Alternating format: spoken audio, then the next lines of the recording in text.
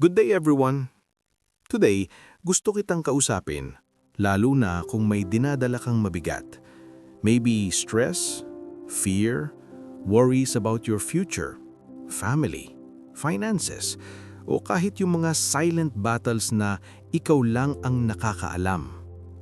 You look okay on the outside, pero deep inside, pagod ka na. Listen to this powerful word of God. Cast all your anxiety on Him because He cares for you. 1 Peter 5:7. Simple lang siya, pero sobrang powerful. Sabi ng Bible, cast. Ibig sabihin nito, itapon, i-release, let go completely. Hindi sinabi ng Diyos na i-manage mo lang ang worries mo.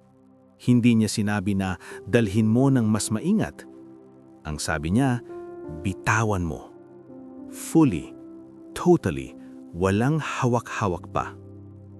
Pero ang totoo, marami sa atin kahit nagpipray na, hawak pa rin natin ang burden. We say, Lord, I trust you. Pero tayo pa rin ang may control. Pero ang tunay na surrender is letting go and trusting God to carry it. Then sabi ng verse, all your anxiety. Hindi lang big problems, pati maliliit na worries, hidden fears, overthinking sa gabi. Lahat. Sinasabi ni Lord, ibigay mo lahat sa akin. Nothing is too small for God, nothing is too big for Him. Then, on Him. Bakit? Kasi hindi distant si God. He is near. He is present. Kasama mo siya sa pinagdadaanan mo ngayon. Hindi ka ginawa para buhatin lahat mag-isa. At ito yung pinaka-heart ng verse, because He cares for you. Personal to. Hindi lang God cares for people, God cares for you. Sa problema mo, sa sakit mo, sa pinagdadaanan mo ngayon, hindi ka nakakalimutan ng Diyos. Let me give you an illustration. Imagine may dala kang mabigat na bag buong araw.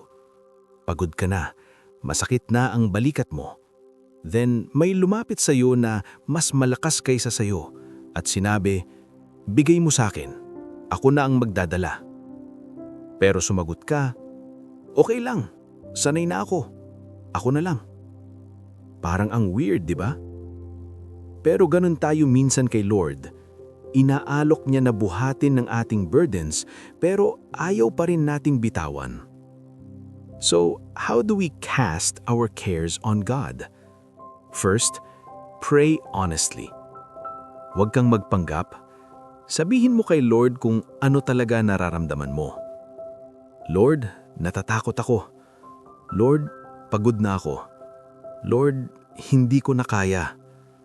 God is not intimidated by your emotions. Welcome sa Kanya ang honesty mo. Second, release control. Minsan, ang worry galing sa gusto nating kontrolin ang lahat. Pero ang surrender is saying, Lord, kahit hindi ko naiintindihan, I trust you. Even when things don't make sense. Third, replace worry with truth. Babalik at babalik ang worry, pero kapag bumalik siya, sabihin mo, God cares for me. God is in control. Hindi ako nag-iisa. Faith grows when you choose truth over fear. Fourth, do it daily. Hindi one time lang ang surrender. Araw-araw yan.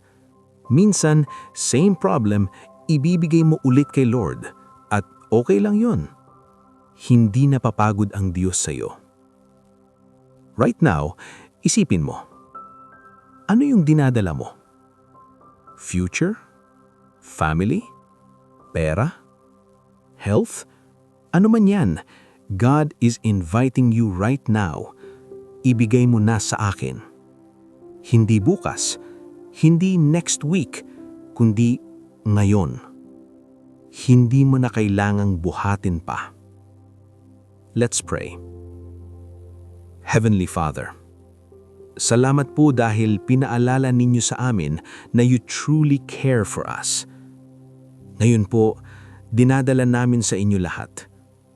Lahat ng worries, fears, at burdens namin. Lord, turuan mo kaming mag-let go at magtiwala sa inyo. Kapag bumabalik ang anxiety, remind us that you are in control.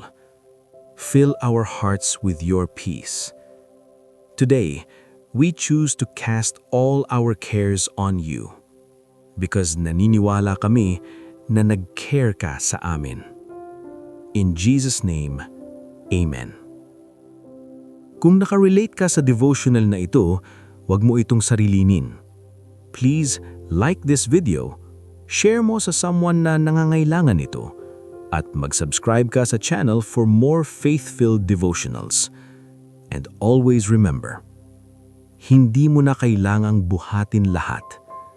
God is with you, God cares for you, at handa siyang buhatin ang hindi mo kaya. Keep trusting, keep praying, and keep surrendering. God bless you.